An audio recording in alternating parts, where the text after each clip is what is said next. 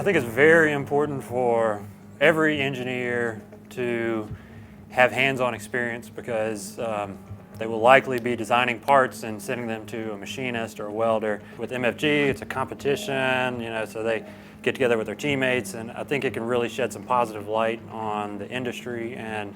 get some young people interested, and I think that'll be better for everyone in the long run. We need people behind the desk and we need people at a machine, so